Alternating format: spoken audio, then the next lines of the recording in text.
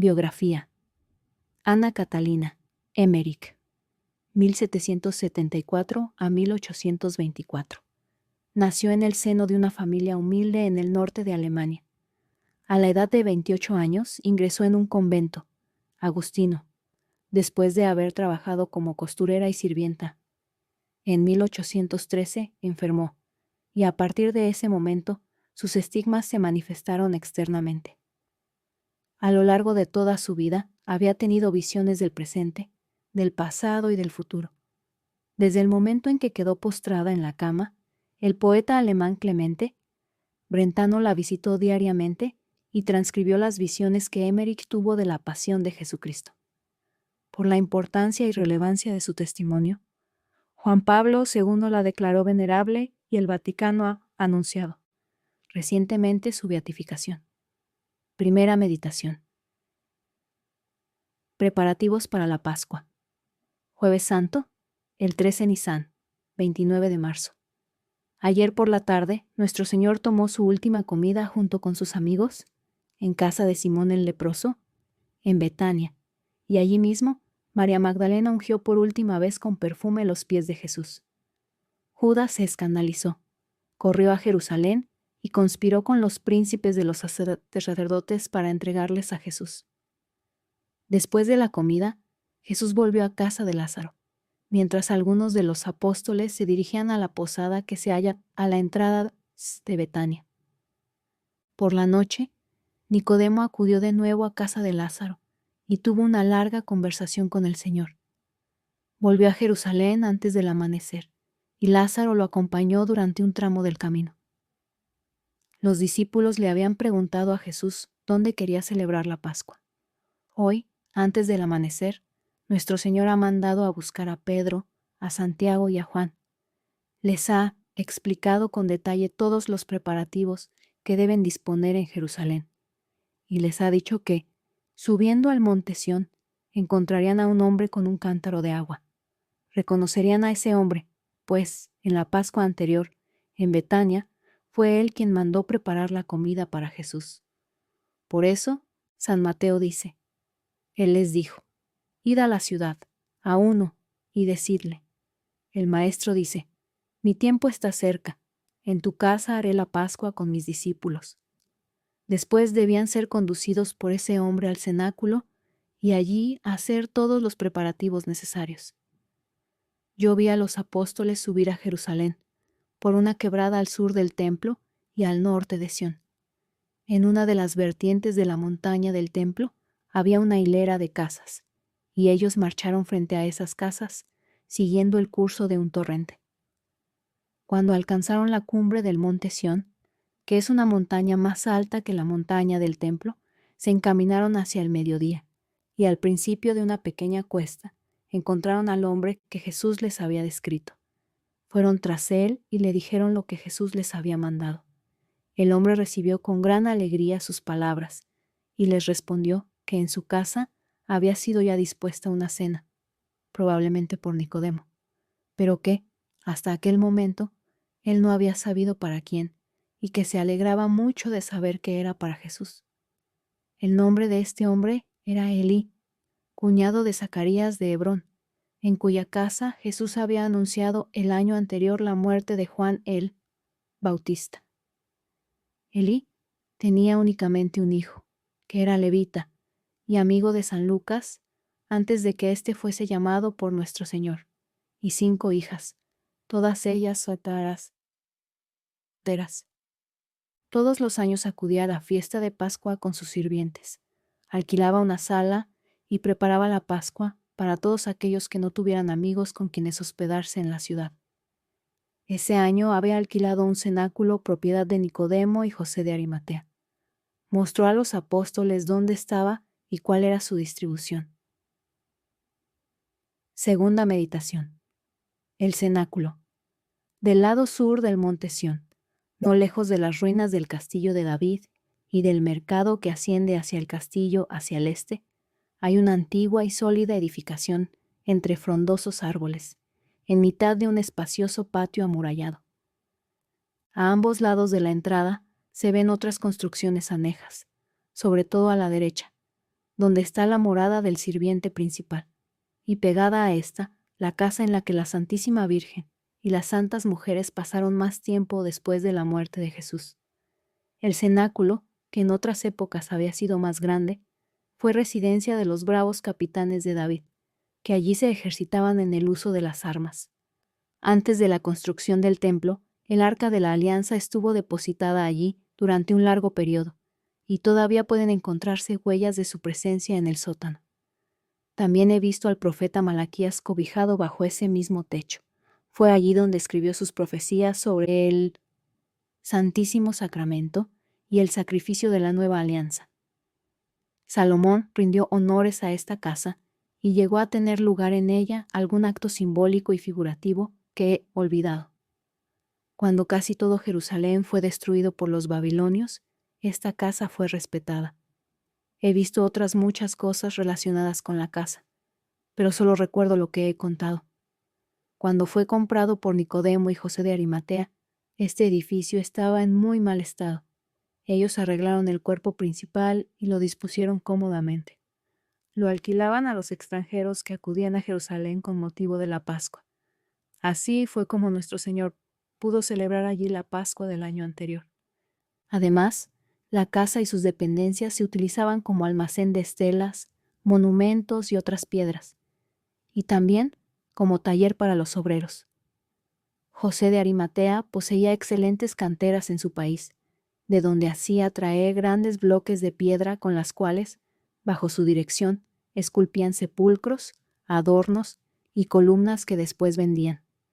Nicodemo también se dedicaba a este negocio y solía pasar muchas horas de sus ratos libres esculpiendo.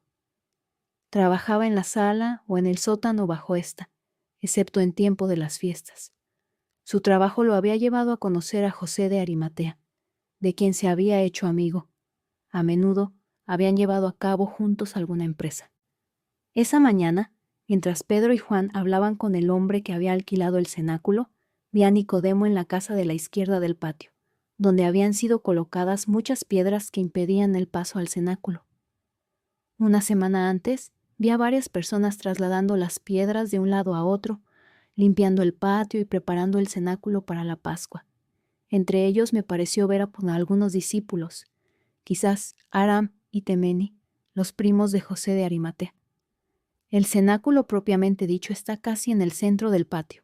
Es rectangular y lo rodean chatas columnas. Si el espacio entre los pilares se abriera un poco, podría formar parte de la gran sala interior, pues todo el edificio es como si fuera transparente. Pero, excepto en las ocasiones especiales, los pasos están cerrados. La luz penetra por unas ranuras que hay en lo alto de las paredes. Al entrar, se encuentra primero un vestíbulo, al que dan acceso 3 puertas, luego la gran sala interior, de cuyo techo cuelgan varias lámparas. Las paredes hasta media altura están decoradas para la fiesta con hermosas esteras y tapices, y una abertura del techo ha sido velada con una gasa azul muy transparente. La parte de atrás de la habitación está separada del resto por una cortina también de gasa azul. Esta división en 3 partes del cenáculo le otorga cierta semejanza con el templo, donde encontramos el atrio, el sancta y el Sancta Sanctorum. En la parte posterior del cenáculo se encuentra, colgada a derecha e izquierda, la indumentaria precisa para la celebración de la fiesta. En el medio hay una especie de altar, un banco de piedra elevado sobre 3 escalones, y con la figura de un triángulo rectángulo está sujeto a la pared. Ese debe de ser el horno donde se asa el cordero pascual, porque hoy, durante la comida, los escalones se notaban calientes. No puedo explicar en detalle todo lo que hay en esta parte de la sala, pero se están haciendo grandes preparativos para la cena pascual. En la pared que hay encima de este horno o altar se ve una especie de nicho, delante del cual vi la imagen de un cordero pascual. Tenía un cuchillo en el cuello, y su sangre parecía ir cayendo gota a gota sobre el altar, pero no lo recuerdo claramente. En otro nicho de la pared había 3 alacenas de diversos colores, que podían moverse como nuestros tabernáculos, para abrirlas y cerrarlas. Había en ellas todo tipo de vasijas para la Pascua. Más tarde, el Santísimo Sacramento fue colocado allí. En las habitaciones adyacentes al cenáculo se veía una especie de divanes con gruesos cubrecamas, que podían ser usados como camas. Bajo el edificio hay hermosas bodegas. El Arca de la Alianza estuvo en algún momento depositada debajo de donde ahora está el hogar. La casa cuenta con 5 cañerías que por debajo del suelo se llevan las inmundicias y las aguas de la montaña, pues la casa está construida en un punto elevado. En esa casa he visto a Jesús orar y hacer milagros. Los discípulos también se quedaban con frecuencia a pasar la noche en las salas laterales. Tercera meditación. Preparativos para comer el Cordero Pascual. Cuando los apóstoles acabaron de hablar con Elí de Hebrón, este último entró en la casa por el patio, pero los discípulos torcieron a la derecha y bajaron el monte Sión hacia el norte. Atravesaron un puente y siguieron por un sendero cubierto de árboles hasta el otro lado de la quebrada de delante del templo y de la hilera de casas que quedan al sur de este. Allí estaba la casa del anciano Simeón, que murió en el templo tras la presentación de nuestro Señor. Los hijos de Simeón, algunos de los cuales eran discípulos de Jesús en secreto, vivían ahora en la casa de Simeón. Los apóstoles hablaron con uno de ellos, un hombre alto y moreno que trabajaba en el templo. Fueron con él hasta la parte oriental del templo, atravesando la puerta de Ofel, por la que Jesús había entrado en Jerusalén el domingo de Ramos, y prosiguieron hasta la plaza del ganado, al norte del templo. En la parte sur de esta plaza vi pequeños cercados como jardines en miniatura, en los que pastaban hermosos corderos. Allí era donde se compraban los corderos de Pascua. Yo vi al hijo de Simeón entrar en uno de estos cercados, y los corderos se acercaban a él como si lo conocieran. Escogió 4, que fueron llevados al cenáculo, donde empezaron a prepararlos. Luego vi a Pedro y a Juan ir, además, a diversas partes de la ciudad y encargarse de varias cosas. También los vi delante de la puerta de una casa situada al norte del monte Calvario. Esa casa, donde los discípulos de Jesús se alojaban casi siempre, pertenecía a Serafía, que luego fue llamada Verónica. Pedro y Juan enviaron desde allí a algunos discípulos al cenáculo, y les hicieron varios encargos que he olvidado. Ellos entraron entonces en casa de Serafía, donde tenían que hacer todavía algunas cosas. El marido de ella era miembro del consejo, y pasaba mucho tiempo fuera de casa ocupado en sus asuntos. Pero aun cuando estaba en casa, se veían poco. Serafía era una mujer más o menos de la edad de la Santísima Virgen, que conocía a la Sagrada Familia desde hacía mucho tiempo, pues cuando Jesús niño se quedó 3 días en Jerusalén, después de la fiesta, ella se ocupó de alimentarlo. Los 2 apóstoles cogieron de allí, entre otras cosas, el cáliz con el que nuestro Señor instituyó la Sagrada Eucaristía. Cuarta meditación. El cáliz y la última cena. El cáliz que los apóstoles cogieron de casa de Verónica tenía una apariencia hermosísima y misteriosa. Había estado depositado mucho tiempo en el templo, entre otros objetos preciosos, y era muy antiguo, tanto que su origen y uso habían sido olvidados. Eso mismo ha pasado en la Iglesia cristiana, donde muchas joyas antiguas consagradas se han ido olvidando y cayendo en desuso.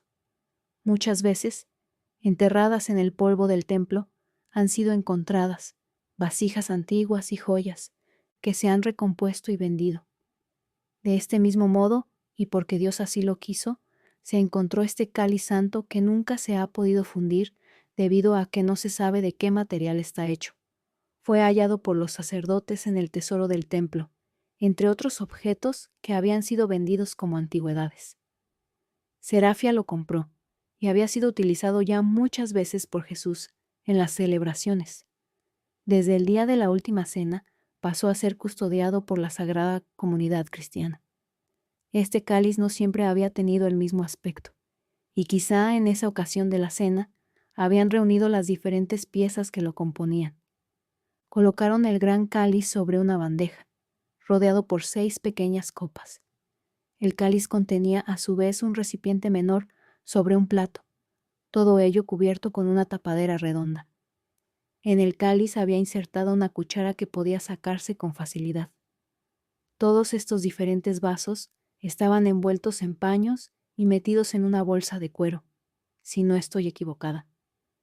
El gran cáliz se compone de la copa y del pie, que seguramente fue añadido con posterioridad, pues las dos partes son de distinto material. La copa tiene forma de pera, es maciza y oscura y muy bruñida. Tiene adornos dorados y dos pequeñas asas para sujetarla. El pie es de oro puro, finamente labrado. En él está representada la figura de una serpiente, y hay también un racimo de uva. En todo él se han engastado piedras preciosas. El gran cáliz quedó depositado en la iglesia de Jerusalén, cerca de Santiago el Menor, y veo que todavía está allí. Parecerá un día, como ya apareció antes. Otras iglesias se repartieron las pequeñas copas que lo rodeaban. Una de ellas está en Antioquía, otra en Éfeso. Pertenecían a los patriarcas, que bebían en ellas un misterioso brebaje antes de dar o recibir la bendición. Yo lo he visto muchas veces. El gran cáliz perteneció a la casa de Abraham. Melquisedec lo llevó consigo desde la tierra de Semiramis a la tierra de Canaán, donde fundó algunos asentamientos en el lugar donde después se edificaría Jerusalén. Lo utilizó en el sacrificio, cuando ofreció pan y vino en presencia de Abraham. Después volvió a dejarlo en manos de este sagrado patriarca. El mismo cáliz estuvo asimismo en el arca de Noé. Quinta meditación. Jesús entra en Jerusalén. Por la mañana, mientras los apóstoles estaban en Jerusalén ocupados con los preparativos de la Pascua, Jesús, que se había quedado en Betania, se despidió con gran afecto de las santas mujeres, de Lázaro y de su santa madre, y les dio las últimas indicaciones. Yo vi al Señor hablar a solas con su madre, y le dijo, entre otras cosas, que había enviado a Pedro, el apóstol de la fe, y a Juan, el apóstol del amor, delante de él para preparar la Pascua en Jerusalén. Le dijo, hablando de Magdalena, cuyo dolor era inmenso, que su amor era muy grande, pero todavía de algún modo humano, y que por eso el dolor la ponía fuera de sí. Le habló también de la traición proyectada por Judas, y la Santísima Virgen rogó por él. Judas había dejado otra vez Betania para ir a Jerusalén, con el pretexto de pagar unas deudas. Corrió todo el día de un fariseo a otro y acordó el pago con ellos. Le mostraron quiénes serían los soldados encargados de prender a nuestro divino Salvador. Judas pensó sus excusas de modo que pudiera justificar su ausencia. Yo he visto todos sus cálculos y todos sus pensamientos. Era de natural activo y dispuesto, pero esas buenas cualidades topaban con la avaricia, la ambición y la envidia, pasiones que él no se esforzaba en combatir. En ausencia de Jesús, había incluso obrado milagros y curado enfermos. Cuando nuestro Señor le dijo a la Santísima Virgen lo que iba a suceder, ella le pidió, de la manera más tierna, que la dejase morir con él. Pero él la exhortó a tener más resignación en su pena que las otras mujeres. Le dijo también que resucitaría, y el lugar donde se le aparecería. Ella no lloró mucho ante él, pero su dolor era indescriptible. Había algo casi espantoso en su profundo recogimiento. El Señor le agradeció como hijo piadoso el amor que ella le tenía, y la estrechó contra su corazón. Le dijo también que celebraría espiritualmente la última cena con ella, y le indicó la hora en que ella recibiría su preciosa sangre. Se despidió una vez más de todos y les dio las últimas instrucciones. Jesús y los apóstoles salieron a las 12 de Betania y se encaminaron a Jerusalén. Con ellos iban 7 discípulos que eran de Jerusalén y sus alrededores, excepto Natanael y Silas. Entre ellos estaban también Juan y Marcos, el hijo de la pobre viuda que el jueves anterior había ofrecido su último dinero en el templo mientras Jesús predicaba. Nuestro Señor lo había tomado consigo desde hacía pocos días. Las santas mujeres lo siguieron al cabo de un rato. Jesús y sus compañeros rodearon el monte de los Olivos, caminaron por el valle de Josafat y llegaron incluso hasta el monte Calvario. Mientras caminaban, no cesaba de instruirlos. Dijo, entre otras cosas, a los apóstoles que hasta entonces les había dado pan y vino, pero que hoy les daría su carne y su sangre, su ser entero, todo lo que era y todo lo que tenía. La expresión de nuestro Señor mientras decía esto era tan dulce que su alma parecía estar saliendo de su boca con sus palabras, y parecía languidecer de amor deseando que llegara el momento de darse a los hombres. Sus discípulos no lo comprendieron, y creyeron que estaba habiéndoles del Cordero Pascual. No hay palabras para expresar todo el amor y toda la resignación contenidos en los últimos discursos de nuestro Señor en Betania y en su camino a Jerusalén.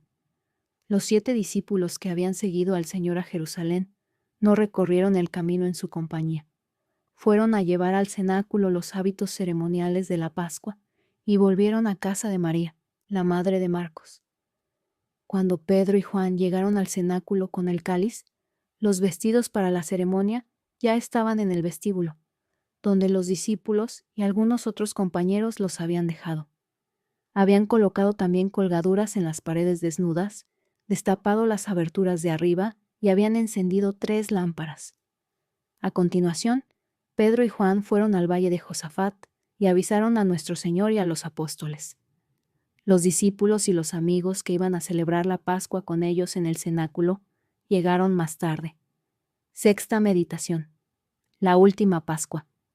Jesús y sus discípulos comieron el Cordero Pascual en el cenáculo, divididos en 3 grupos.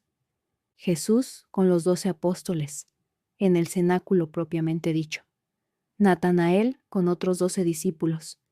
En una de las salas laterales, otros 12 se agruparon en torno a Eliaquim, hijo de Cleofás y de María, hija de Elí.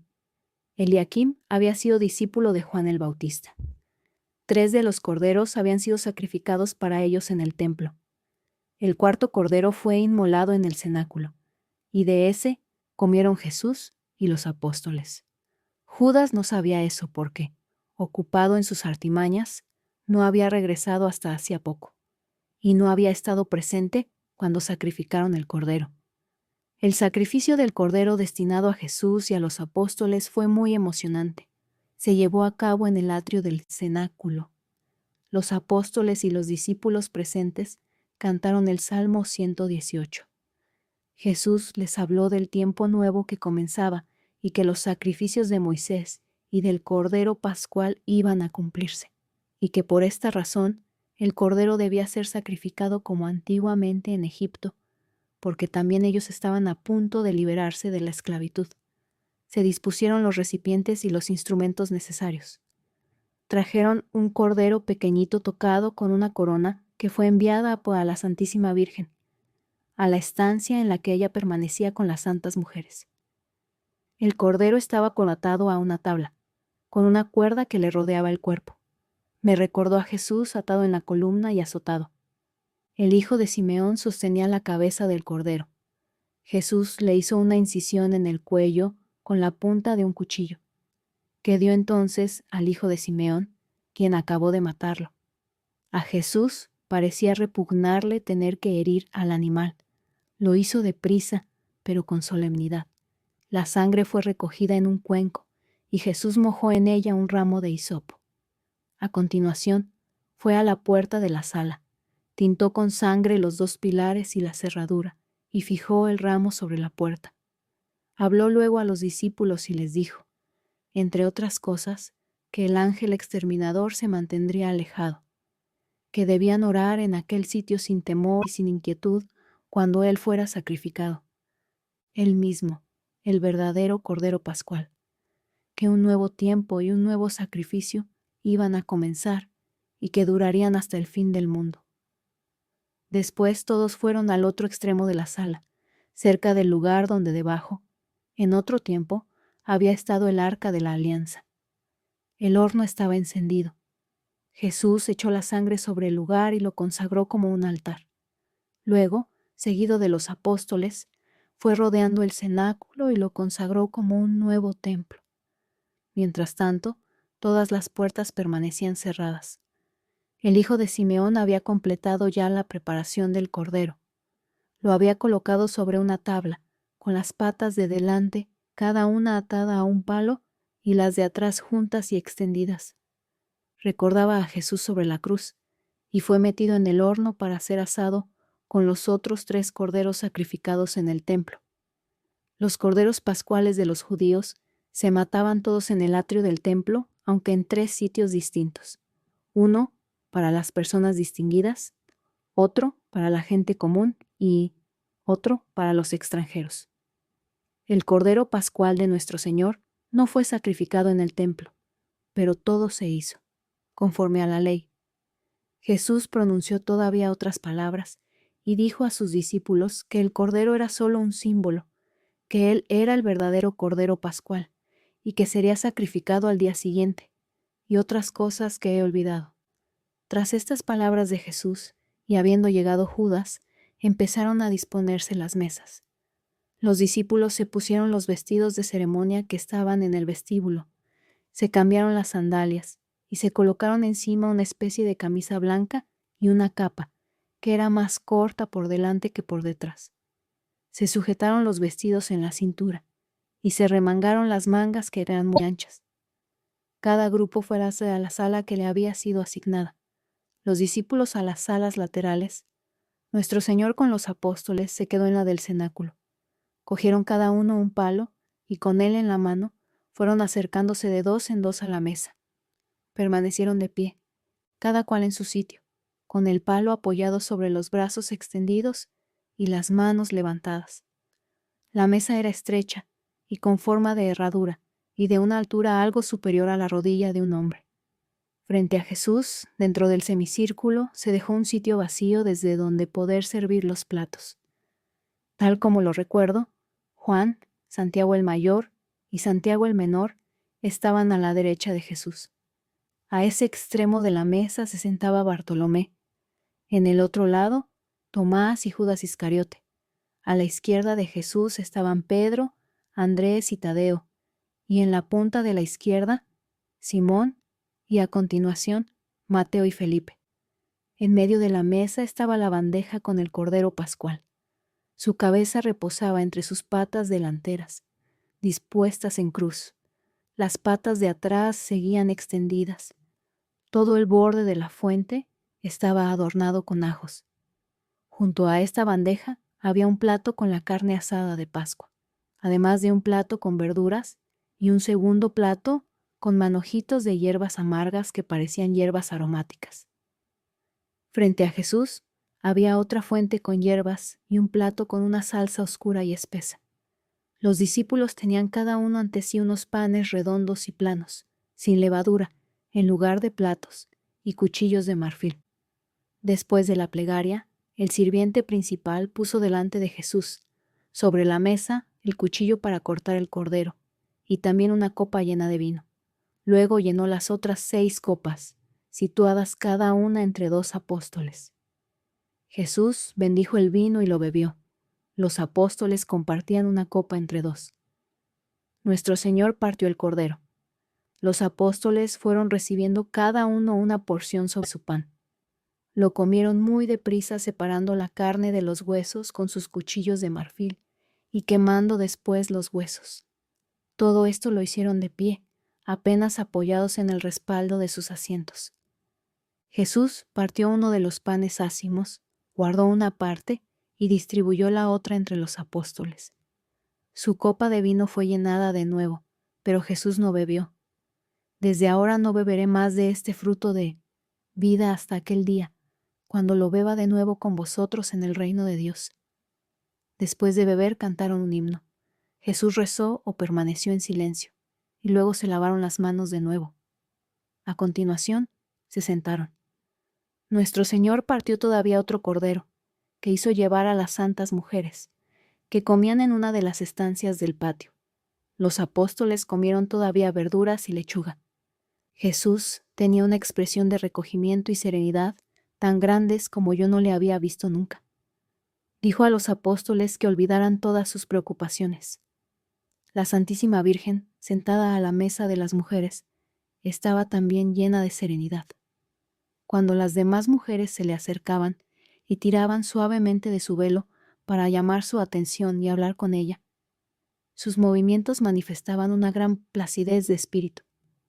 Al principio Jesús conversó afectuosamente con sus apóstoles. Después fue quedándose serio y melancólico y les dijo: «De cierto os digo que uno de vosotros me ha de entregar». Había solo una fuente con lechuga, y Jesús la repartía a los que estaban a su lado. Luego encargó a Judas, que estaba enfrente, que la distribuyera a los compañeros de su lado de mesa. Cuando Jesús habló de un traidor, lo que llenó a todos de espanto, dijo: «Un hombre que mete la mano conmigo o en el mismo plato, ese me ha de entregar», lo que significaba: uno de los 12 que están comiendo y bebiendo conmigo, uno de los que comparten mi pan. No señaló claramente a Judas ante los otros, pues meter la mano en el mismo plato era una expresión que también quería decir que se tenía la mayor intimidad. Sin embargo, quería que Judas, que había metido la mano en el mismo plato que el Señor para repartir la lechuga, se diera por enterado. Jesús añadió: «El Hijo del Hombre se va, como está escrito de él. Mas, ay de aquel por quien el Hijo del Hombre es entregado. Bueno le fuera al tal hombre no haber nacido». Los apóstoles, muy turbados, le preguntaban a la vez: «Señor, ¿soy yo?», pues no comprendían del todo las palabras de Jesús. Pedro, por señas, le pedía a Juan que le preguntara a nuestro Señor de quién hablaba, pues habiendo sido reconvenido por Jesús, temía que se estuviese refiriendo a él. Juan, que estaba a la derecha de Jesús y apoyado en el brazo izquierdo, comía con la mano derecha, recostó su cabeza en el pecho de Jesús y le preguntó: «Señor, ¿quién es?». Yo no vi que Jesús lo dijera de palabra, pero dijo: «Es aquel a quien le doy el pan que he mojado». No sé si se lo susurró a Juan, pero éste lo supo en cuanto Jesús mojó el pedazo de pan y se lo ofreció afectuosamente a Judas, quien a su vez preguntó: «¿Soy yo, Señor?». Jesús lo miró con amor y le dio una respuesta ambigua. Entre los judíos ofrecer pan era una prueba de amistad y de confianza.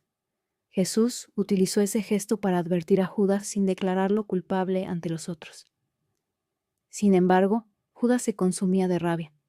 Yo vi durante la cena una figura, horrible sentada a sus pies, que a veces ascendía hasta su corazón.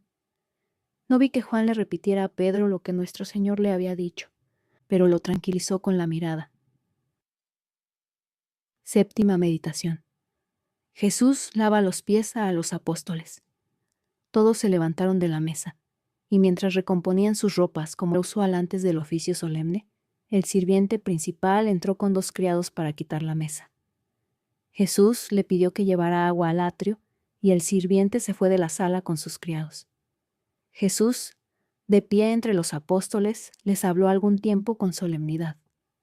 No puedo repetir exactamente lo que dijo, pero me acuerdo de que les habló del reino, de que volvía con su Padre, de lo que les dejaría cuando se separase de ellos, etc. Les habló también sobre la penitencia, la confesión, el arrepentimiento y la justificación. Yo comprendí que se estaba refiriendo al lavatorio de los pies, y vi que todos los apóstoles reconocían sus pecados y se arrepentían de ellos, excepto Judas. Este discurso fue también largo y solemne, y cuando acabó, Jesús envió a Juan y a Santiago el menor a buscar el agua al vestíbulo, y les dijo a los apóstoles que colocaran las sillas en semicírculo. Él se fue también al vestíbulo, y allí se envolvió el cuerpo con una toalla. Y mientras tanto, los apóstoles, en la sala, se decían algunas palabras y se preguntaban cuál sería el primero de entre ellos. El Señor les había dicho claramente que iba a dejarlos y que su reino estaba muy próximo y al alcance, lo que reforzaba aún más su idea de que el Señor tenía unos planes secretos y que se había referido a un triunfo terrestre que proclamaría en el último momento. Mientras Jesús, en el vestíbulo, mandó a Juan que cogiera una jofaina y a Santiago, un cántaro lleno de agua, y que los siguieran a la sala, a donde el sirviente principal había llevado otra jofaina vacía. Jesús, ataviado de un modo tan humilde, les reprochó la disputa que se había suscitado entre ellos, y les dijo, entre otras cosas, que él mismo era su servidor, y que se sentaran para que él les lavara los pies.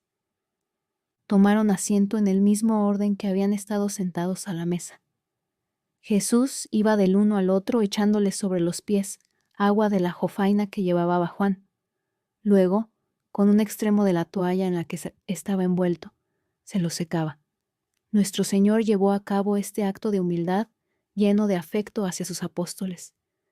Cuando llegó a Pedro, asimismo humilde, quiso detenerlo y le dijo: «Señor, ¿cómo vas tú a lavarme los pies?». Jesús le contestó: «Ahora no entiendes lo que hago, pero lo entenderás más tarde». Me pareció que en una parte le decía: «Simón, has merecido que mi Padre te revelara quién soy yo, de dónde vengo y a dónde voy. Tú solo lo has reconocido abiertamente. Y por eso sobre ti construiré mi iglesia, y las puertas del infierno no prevalecerán contra ella. Mi poder permanecerá en ti y en tus sucesores hasta el final de los tiempos». Jesús señaló a Pedro ante los apóstoles, y les dijo que cuando él ya no estuviera presente, Pedro ocuparía su lugar. Pedro exclamó: «Tú nunca me lavarás los pies». A lo que el Señor respondió: «Si no lo hago, no tendrás nada que ver conmigo». Entonces Pedro añadió: «Señor, lavadme no solo los pies, sino también las manos y la cabeza». Jesús dijo: «Quien ha sido purificado no precisa lavarse más que los pies. Todo el resto es puro. Vosotros estáis, pues, limpios, aunque no todos». Con estas palabras se refería a Judas. Jesús había hablado del lavatorio de los pies como de un símbolo del perdón de las culpas cotidianas, porque los pies están sin cesar en contacto con la tierra, y si no se los limpia constantemente, siempre están sucios. Al lavarles Jesús los pies fue como si les hubiera concedido una especie de absolución espiritual. Pedro, en medio de su celo, lo que vio fue aquel gesto era una humillación demasiado grande para su maestro. Él no sabía que al día siguiente, para salvarlo, Jesús se sometería a la ignominiosa muerte en la cruz. Cuando Jesús lavó los pies de Judas, lo hizo del modo más afectuoso. Acercó su sagrada faz a los pies de Judas y le dijo en voz baja que desde hacía un año sabía de su traición. Judas fingía no oírlo y hablaba con Juan, lo que hizo que Pedro se irritara y no pudiera evitar decirle: «Judas, el maestro te está hablando».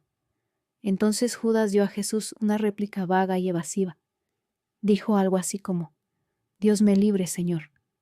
Los demás no se habían dado cuenta de que Jesús le había hablado a Judas, pues lo hizo en voz baja para que los otros no lo oyeran, y además estaban ocupados en calzarse de nuevo las sandalias. Nada en todo el transcurso de su pasión afligió tanto a Jesús como la traición de Judas. Jesús finalmente lavó también los pies de Juan y Santiago. Luego les habló sobre la humildad y les dijo que el más grande entre todos era aquel que servía a los demás, y que a partir de entonces debían lavarse los pies unos a otros. A continuación se puso sus vestidos. Los apóstoles se desciñeron los suyos, que habían sujetado para comer el Cordero Pascual. Octava meditación. Institución de la Sagrada Eucaristía. Según indicaciones de nuestro Señor, el sirviente principal volvió a disponer de nuevo la mesa, que habían retirado un poco. Colocándola en medio de la sala, puso sobre ella una jarra llena de agua y otra llena de vino. Pedro y Juan fueron a la parte de la sala en donde estaba el horno del Cordero Pascual, a buscar el cáliz que habían traído desde casa de Serafía y que tenían guardado en su bolsa. Lo sujetaron entre los dos, a la manera de un tabernáculo, y lo dejaron sobre la mesa, delante de Jesús. Había también allí una fuente ovalada con 3 panes sin levadura dispuestos sobre un paño de lino, junto con el medio pan que Jesús había guardado de la cena pascual. A su lado tenía asimismo un jarro con agua y vino y 3 recipientes, uno con aceite espeso, otro con aceite claro y el tercero vacío. Desde tiempos inmemoriales se observaba la costumbre de comer del mismo pan y beber de la misma copa al finalizar la comida, como signo de fraternidad y amor, y para dar la bienvenida o despedirse. Creo que en las Sagradas Escrituras se habla más de esto. En la última cena, Jesús elevó esa costumbre, que hasta entonces había sido un rito simbólico y figurativo a la dignidad del más grande sacramento. Posteriormente, Entre los cargos presentados ante Caifás, a partir de la traición de Judas, Jesús fue acusado de haber introducido una novedad en la ceremonia de Pascua. Sin embargo, Nicodemo demostró cómo en las Escrituras eso ya constaba como una práctica antigua. Jesús se encontraba entre Pedro y Juan. Las puertas estaban cerradas y todo tenía un aire misterioso y solemne. Cuando el cáliz fue sacado de su bolsa, Jesús oró y habló a sus apóstoles con gran seriedad. Yo vi a Jesús explicándoles el significado de la cena y toda la ceremonia, y me hizo pensar en un sacerdote enseñando a otros a decir misa. Jesús tenía delante una bandeja en la cual reposaban los vasos, y tomando el paño de lino blanco que cubría el cáliz, lo extendió sobre la bandeja. Después le vi quitar de encima del cáliz una tapa redonda y ponerla sobre la misma bandeja. A continuación, retiró el paño que cubría los panes ácimos y los puso sobre. Sacó también de dentro del cáliz una copa más pequeña y repartió a su derecha y a su izquierda las 6 copas de que estaba rodeado. Entonces bendijo el pan y el aceite, levantó con las 2 manos la bandeja con los panes, elevó la mirada, rezó, ofertó, depositó de nuevo la bandeja sobre la mesa y volvió a cubrirla. Tomó luego el cáliz, hizo que Pedro echara vino en él y que Juan añadiera un poco de agua que Jesús había bendecido antes. A continuación, bendijo el cáliz, lo elevó orando, lo ofreció y lo colocó de nuevo sobre la mesa. Juan y Pedro le echaron un poco de agua sobre las manos, encima del plato en el que habían estado los panes. Jesús recogió, con la cuchara insertada en el pie del cáliz, un poco del agua vertida sobre sus manos, y la vertió a su vez sobre las de ellos. Después, el plato fue dando la vuelta a la mesa, y todos se lavaron las manos sobre él.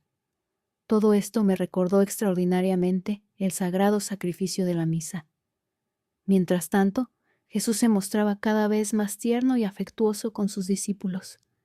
Les repitió que iba a darse a ellos entero, todo lo que él tenía, es decir, él mismo, como si estuviera transido de amor. Le vi volverse transparente, hasta parecer una sombra luminosa. Partió el pan en varios trozos y los dejó sobre la bandeja. Cogió un poco del primer pedazo y lo echó en el cáliz. En el momento en que hizo eso, me pareció ver a la Santísima Virgen recibiendo el sacramento espiritualmente, aún no estando presente. No sé cómo, pero me pareció verla entrar, caminando sin tocar el suelo, y llegar hasta donde estaba nuestro Señor para recibir de él la Sagrada Eucaristía. Después ya no la vi más. Aquella mañana, en Betania, Jesús le había dicho que celebraría la Pascua con ella en espíritu, y le había indicado la hora en que debía ponerse a orar para recibir la Eucaristía. Jesús rezó y les enseñó aún unas cuantas cosas más. Sus palabras salían de su boca como un fuego luminoso, y como tal entraban en los apóstoles, en todos excepto en Judas. Cogió la bandeja con los trozos de pan y dijo: «Tomad y comed, este es mi cuerpo, que será entregado por vosotros». Extendió la mano derecha en señal de bendición, y mientras lo hacía, todo él resplandecía.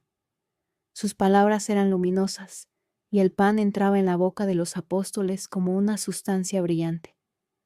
Yo vi cómo la luz penetraba en todos ellos. Solo Judas permanecía en tinieblas. Jesús ofreció primero el pan a Pedro, después a Juan, y a continuación hizo señas a Judas para que se acercara. Judas recibió el sacramento en tercer lugar, pero las palabras de nuestro Señor parecían huir de la boca del traidor y volver a él. Esa visión me perturbó tanto que no puedo describir mis sentimientos.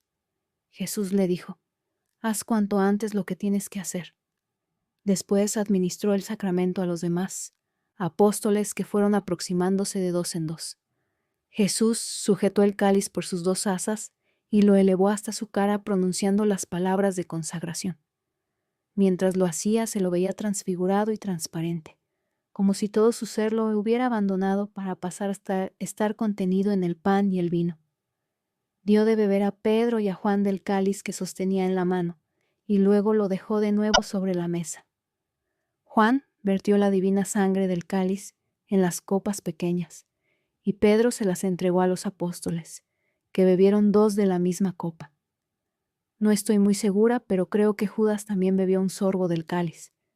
Después ya no volvió a su sitio, sino que se fue inmediatamente del cenáculo. Los demás creyeron que iba a cumplir un encargo de Jesús. Se fue sin rezar y sin dar gracias, con la gran ingratitud que supone retirarse sin dar gracias después del pan cotidiano, mucho más tras haber recibido el pan de vida eterna de los ángeles. Durante toda la cena estuve viendo al lado de Judas una figura terrorífica, cuyos pies eran como un hueso seco. Pero cuando Judas llegó a la puerta del cenáculo, vi 3 demonios a su alrededor. El uno entraba en su boca, el otro le daba prisa y el tercero corría ante él. Era de noche y parecían irle alumbrando el camino. Judas corría como un insensato. Nuestro Señor echó un resto de la divina sangre, que había quedado en el fondo del cáliz, la pequeña copa que había estado en su interior. Después puso sus dedos sobre el cáliz, y Pedro y Juan echaron de nuevo agua y vino sobre ellos. Después les dio a beber otra vez del cáliz, y lo que quedó lo echó en las copas y lo repartió entre los demás apóstoles. A continuación, Jesús limpió el cáliz, metió dentro la pequeña en la que había guardado el resto de la sangre divina. Puso encima la bandeja con lo que quedaba del pan consagrado, le colocó la tapadera, envolvió el cáliz y lo situó en medio de las 6 copas. Yo vi cómo, después de la resurrección, los apóstoles comulgaban con los restos del Santísimo Sacramento. No recuerdo que el Señor comiera o bebiera el pan y el vino consagrados. Tampoco vi que Melquisedec lo hiciera cuando ofreció él también pan y vino. Pero sé por qué los sacerdotes participan del sacramento, aunque Jesús no lo hiciera.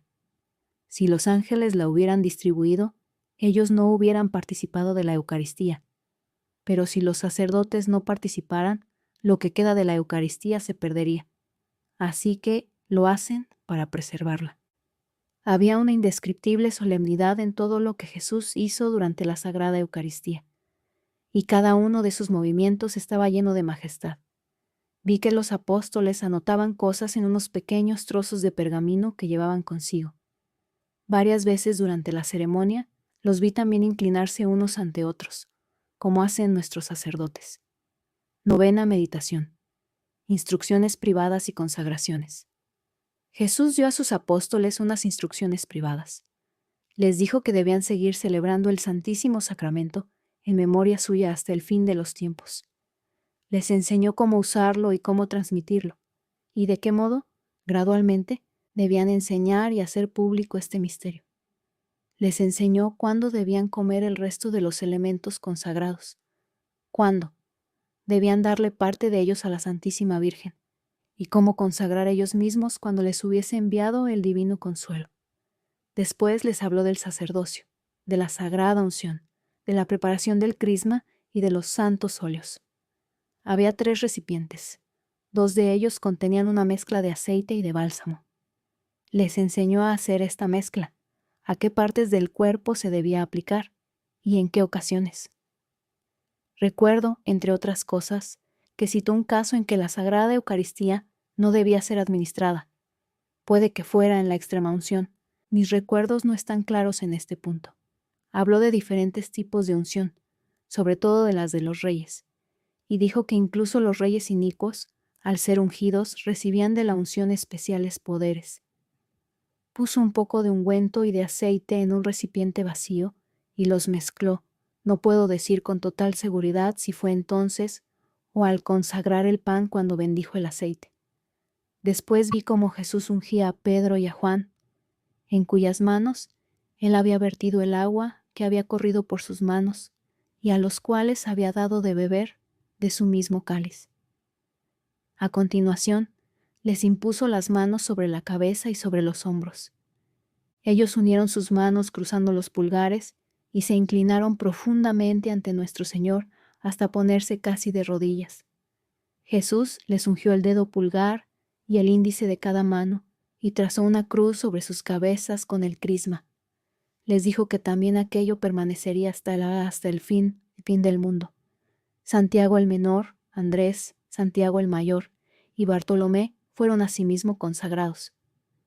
Vi cómo cruzaba sobre el pecho de Pedro una especie de estola que éste llevaba colgada al cuello. A los otros simplemente se la cruzó desde el hombro derecho hasta el izquierdo.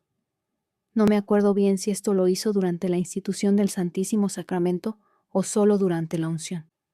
Comprendí que, con esta unción, Jesús les comunicaba algo esencial y sobrenatural que soy incapaz de describir. Les dijo que, en cuanto recibieran el Espíritu Santo, podrían consagrar el pan y el vino y ungir a los demás apóstoles. Me fue mostrado aquí cómo el día de Pentecostés, Pedro y Juan impusieron las manos a los otros apóstoles y una semana después a los demás discípulos. Tras la resurrección, Juan administró por primera vez el Santísimo Sacramento a la Santísima Virgen. Este hecho fue celebrado durante un tiempo por la Iglesia triunfante, aunque la Iglesia terrenal no lo haya celebrado desde hace mucho. Los primeros días después de Pentecostés, solo Pedro y Juan consagraban la Sagrada Eucaristía, pero más tarde vi que los otros consagraban también. Nuestro Señor bendijo asimismo fuego en una vasija de hierro, y después de eso se procuró no dejarlo apagar jamás. Fue conservado junto al lugar donde fue depositado el Santísimo Sacramento, del corazón del antiguo horno pascual, y de allí lo sacaba siempre para los usos espirituales. Todo lo que Jesús hizo entonces fue en secreto y fue enseñado también en secreto. La Iglesia ha conservado todo lo que era esencial de esas instrucciones privadas y bajo la inspiración del Espíritu Santo lo ha ido desarrollando y adaptando según sus necesidades. Yo no sé si Juan y Pedro fueron consagrados obispos o solo Pedro y Juan consagrados sacerdote, o qué dignidad fue otorgada a los demás apóstoles. Pero los diferentes modos en que nuestro Señor dispuso las estolas sobre sus pechos parecen indicar distintos grados de consagración.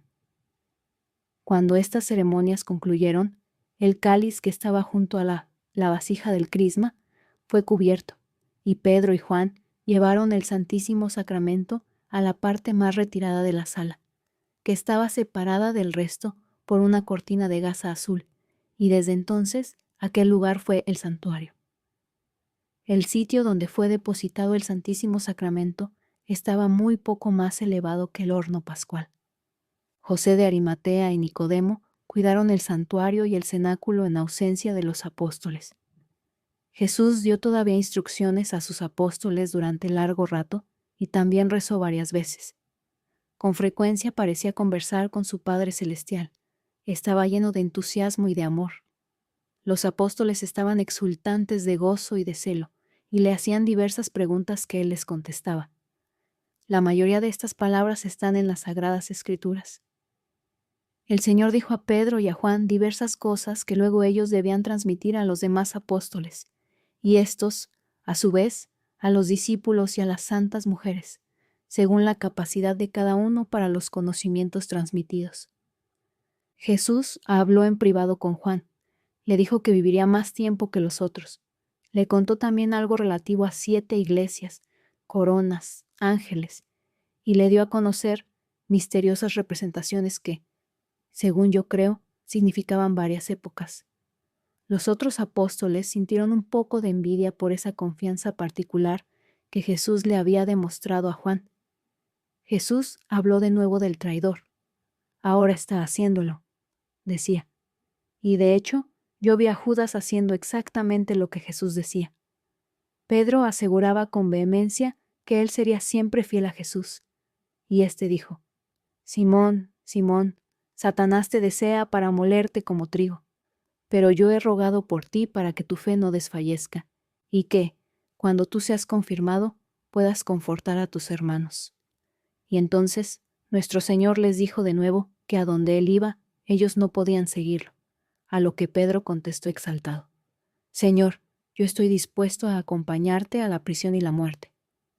A lo que Jesús le respondió: en verdad te digo que, antes de que el gallo cante 2 veces, me habrás negado 3. Hablándoles de los tiempos difíciles que se avecinaban, Jesús les dijo: Cuando os he mandado sin bolsa y sin sandalias, ¿os ha faltado algo? No, respondieron los apóstoles.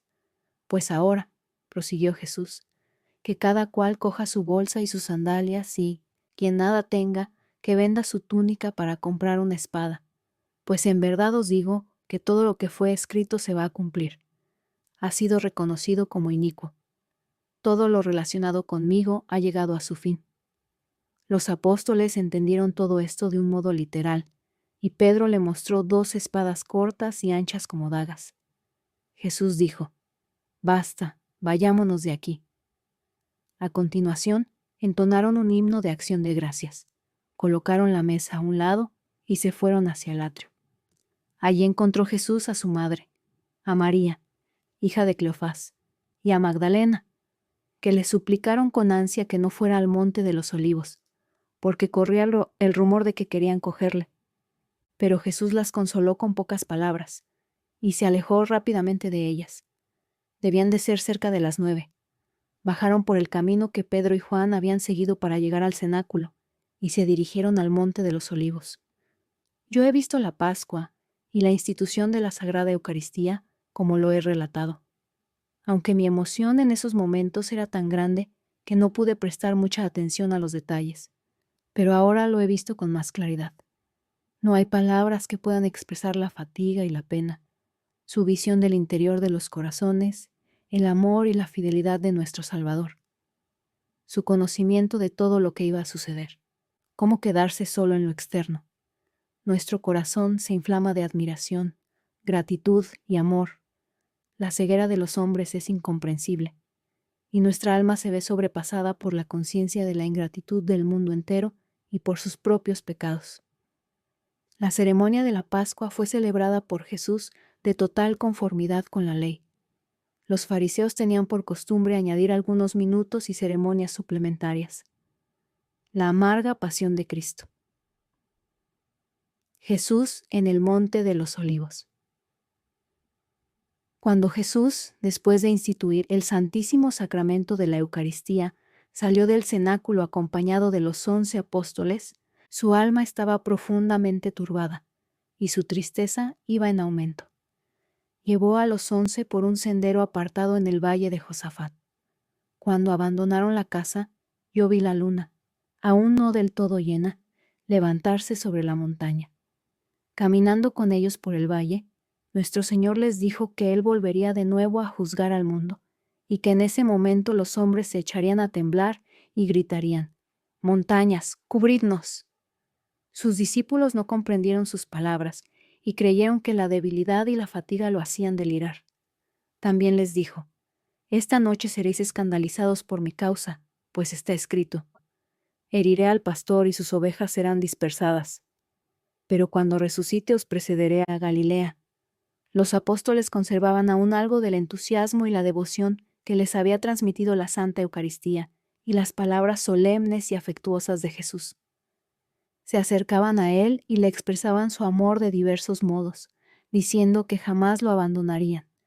Pero Jesús continuó hablándoles del mismo modo. Pedro dijo: «Aunque todos se escandalizaran por tu causa, yo jamás me escandalizaré».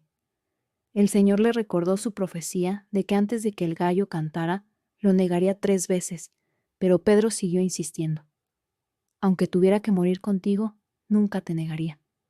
Los demás decían lo mismo.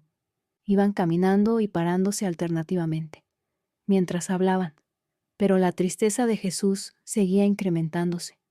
Los apóstoles intentaban consolarlo con argumentos humanos, asegurándole que lo que preveía no sucedería. Se fueron cansando de estos vanos esfuerzos. Vinieron las dudas y los asedió la tentación.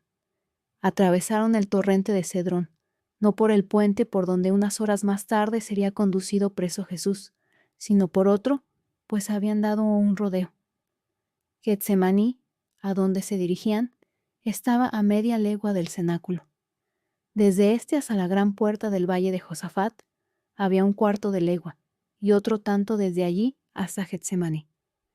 El lugar llamado Getsemaní, donde Jesús había pasado algunas de las últimas noches con los discípulos, era un gran huerto, rodeado por un seto, aunque únicamente crecían en él algunos árboles frutales y flores.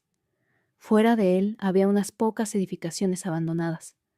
Los apóstoles y algunas otras personas tenían una llave de este huerto, y era utilizado por ellos a veces como lugar de recreo y otras de oración. Se habían hecho en él unas chozas con ramas 8 de los apóstoles, a los cuales se unieron más tarde otros discípulos, que estuvieron habitando en ellas. El huerto de los olivos estaba separado del de Getsemaní por un camino. Tenía libre acceso y estaba cercado solo por una tapia baja. Era más pequeño que el huerto de Getsemaní. El huerto de los olivos disponía de grutas, terrazas y muchos olivos, y no ofrecía lugares muy a propósito para orar y meditar. Jesús se encaminó a la parte más salvaje de ese huerto. Eran poco más de las 9 cuando Jesús llegó a Getsemaní con sus discípulos. La luna había salido y ya iluminaba el cielo, aunque la tierra estaba todavía oscura. Jesús estaba cada vez más triste y advertía a los apóstoles de la proximidad del peligro. Estos se sentían sobrecogidos, y Jesús dijo a 8 de los que le acompañaban que se quedasen en Getsemaní, mientras él iba a rezar. Llevó consigo a Pedro, Juan y Santiago, y con ellos entró en el huerto de los olivos. No hay palabras para describir la pena que oprimía su alma, pues el tiempo de la prueba se acercaba. Juan le preguntó cómo él, que se había mostrado siempre tan sereno, podía estar tan abatido. Mi alma tiene una tristeza de muerte, respondió Jesús. Y por todos lados veía acercarse la angustia y la tentación como nubes cargadas de terribles prefiguraciones. Entonces les dijo a los 3 apóstoles: